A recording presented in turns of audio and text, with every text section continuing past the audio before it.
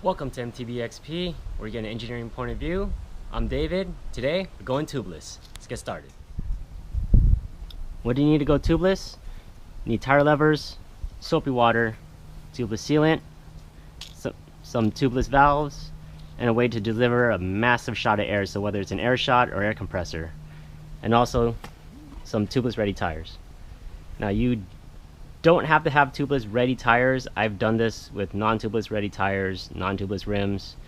It is doable, but you're gonna have a lot of curse words coming out of you when you do it. A lot of frustration, but definitely doable.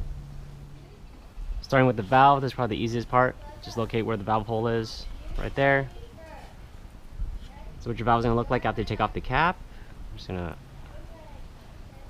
take the washer off, of the nut really, put that right, set it right into that hole, apply some pressure as you're screwing this down.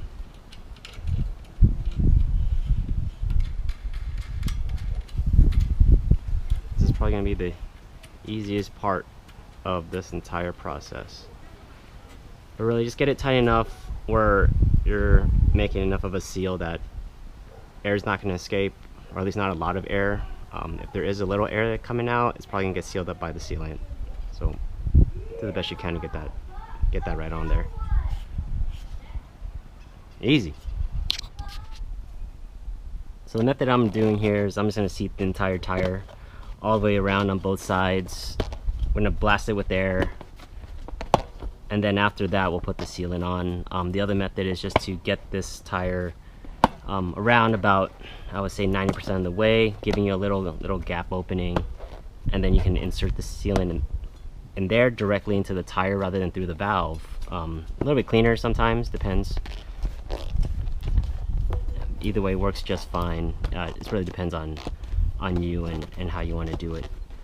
So as you get closer to seeing this tire all the way through, it's going to get really difficult here to kind of get both of the beads in there. So let's see how well I can do this.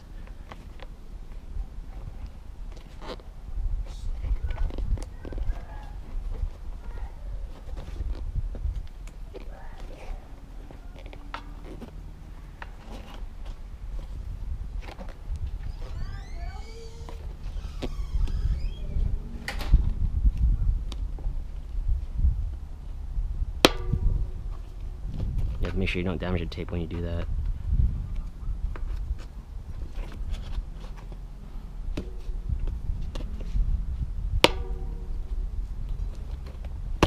There it is. So, tire on both sides, logo almost centered, we're ready to go. One of the things I forgot to mention, probably obvious, need an air pump. And also here I have the air shot. Again, if you got a compressor, a lot easier to use, or if you just have raw muscle, do it with the air pump. But the way that this works here is that you're just gonna pretty much pump this up to 100 psi. After this is all filled up, you connect this to the Presta valve with the core out, and I can show you that. And then you just open it up and it's just gonna inject the blast of air. And if you're lucky, it'll just pop in on your first try, and after that you're good to go. Put in your sealant, you can go ride. Put in the sealant. So what I'm going to do is just remove part of the lip, part of the tire off of the rim, pour in about 4 ounces, since that's what it recommends on the back of the label for 27.5. Put that in there, and then after that we can get going. All right. Got the tire off, got this all shook up. Let's pour about 4 ounces in.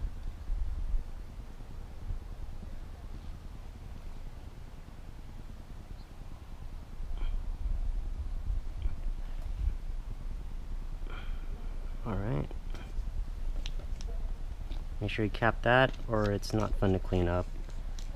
Also, if you're allergic to latex, that's also something to consider wearing gloves for, because this is a latex solution there, so Again, if you are allergic, you're not gonna have fun. So let's get the tires sat back on there without spilling the sealant on myself.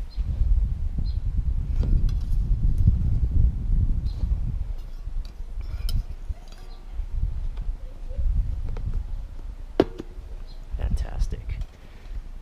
So we'll go through the same process. What we're gonna do is just soap up the sidewalls. I'm gonna soap up the bead really. I have the air shot pumped up to about 100 psi. Move this over.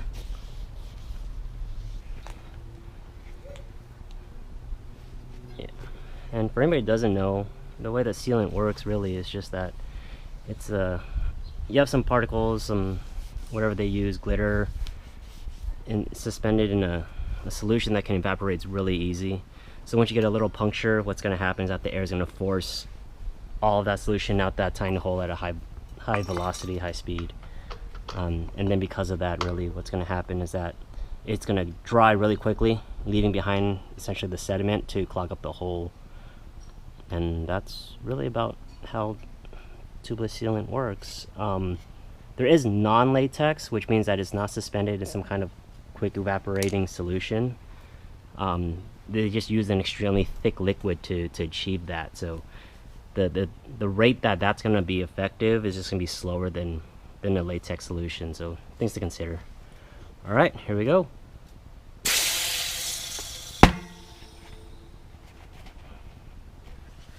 Forgot to mention, have your valve core ready, because we're gonna take this off, and then after that we're going to shove the valve core right back up in there.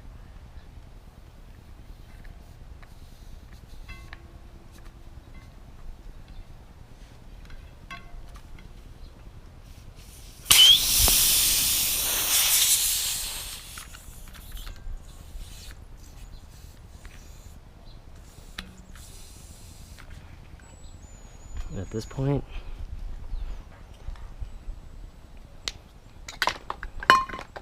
let's get the PSI on the wheel up so that we can get a better seat. Also, we want that wheel filled up with air so it can force the sealant out of all the little tiny gaps and leaks that we have inside.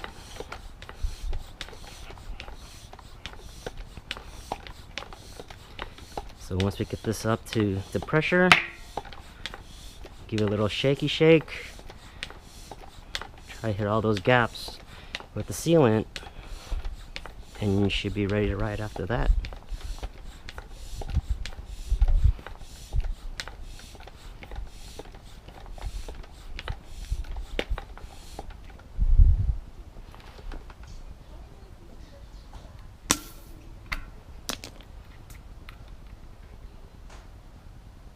There you go. And just shake it up. Make sure you hit every part of the bike. What might happen after this initial go around with the sealant is that depending on how much air leakage you have, you might have to kind of top off that sealant that you initially put in. So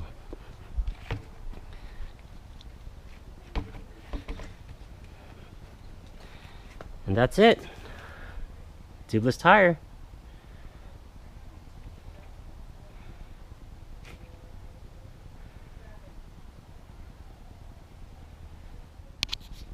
So kind of just for reference, I have my 29.5 by 2.8 plus on the front, the 29 by 2.4 in the back. So the height difference may not be the full 1.5 that I'd expect, but at least an inch in difference though. So there's that, just for everybody's reference in case anybody was wondering.